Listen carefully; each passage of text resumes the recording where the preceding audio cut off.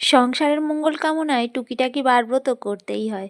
So hello everyone, কেমন আছো তোমরা? আশা করি যে যেখানে আছো ভালো আছো এবং সুস্থ আছো। আজ আরো একটি নতুন মিনি ব্লগে জানাই তোমাদের অনেক স্বাগত।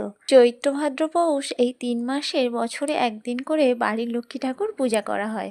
আর ঠাকুর মশাইয়ের সময় অনুযায়ী আমি বৃহস্পতিবার বাড়ি ছিলাম না, সেই কারণে আজকে পূর্ণিমার দিন আমি এই পূজাটা করছি। সবার হয়ে গেছে, পড়েছিলাম আমি। তাই অন্যান্যদের শিরুনি করতে এসে আমার বাড়িতে আজকে লক্ষ্মী পূজাটা হয়ে গেল। আর এই লক্ষ্মী পূজার নিয়মে আছে সুজি বানানো।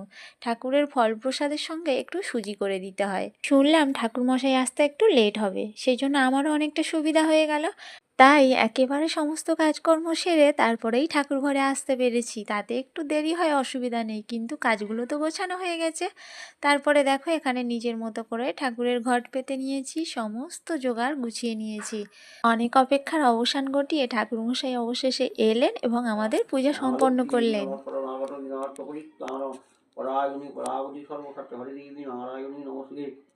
আমাদের এই পূজার নাম হলো খন্দলক্ষ্মীর পূজা। ওই যে মাটির হাঁড়িটা দেখছিলে, ওর মধ্যে ধান থাকে, সেই ধানটাও পৌষ মাসে পাল্টানো হয়। আরও একটি বিশেষ বিষয় হলো যে ঠাকুরের চাল দেয়া হয়েছিল আতপ চাল, সেই চালটারই ভাত খেতে হয়।